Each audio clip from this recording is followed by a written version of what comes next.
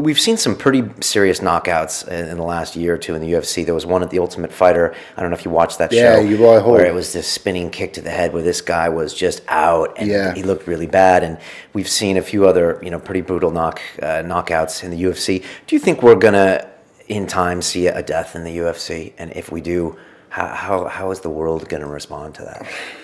I hope not, of course. That's like the ultimate travesty. A death, I don't think say death in the UFC, a death in mixed martial arts, because it could be in another promotion, in another city, in another part of the world. The law of averages and, statistics playing a part. Will there come a time when maybe someone will lose their life? Obviously, as I said, everybody's got everything crossed that it doesn't happen, but as long as we arm ourselves with the best possible chance of remaining credible and look, it's a contact sport.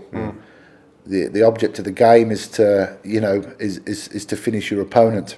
The same in boxing, slightly different in boxing because the object of the game is to be punched around the head and body. Do you think it's safer in boxing? Because I don't know if you know this argument, but the argument in boxing is you get knocked down, they stand you back up, and you take hundreds of blows to the head. Yeah. Whereas in mixed martial arts, you take one good shot with the 4-ounce gloves, and Marc's going to come in there and stop it. Do you subscribe to that? I think statistically, excuse me. I think statistically, MMA hasn't been around long enough to make a fair comparison. Okay.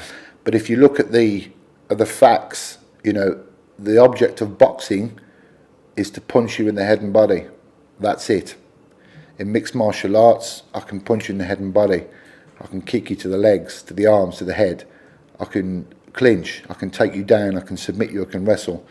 The sole object of mixed martial arts is not one, to render your opponent finished purely by concussive blows. There is other options. There is other ways and means.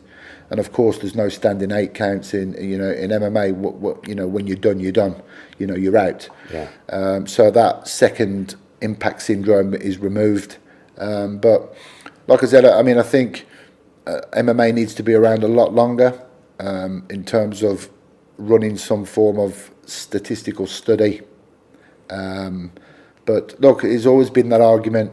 I think I'm not a doctor. I'm not a neurologist.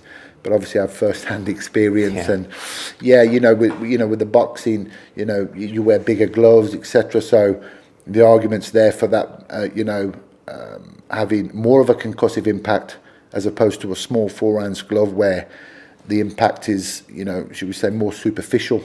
But I think, in short, to answer that question, that is it safe or is it not? I think it needs MMA needs to be around for a little while longer before we can make that determination. Some form of, a statistical comparison and not just guesswork.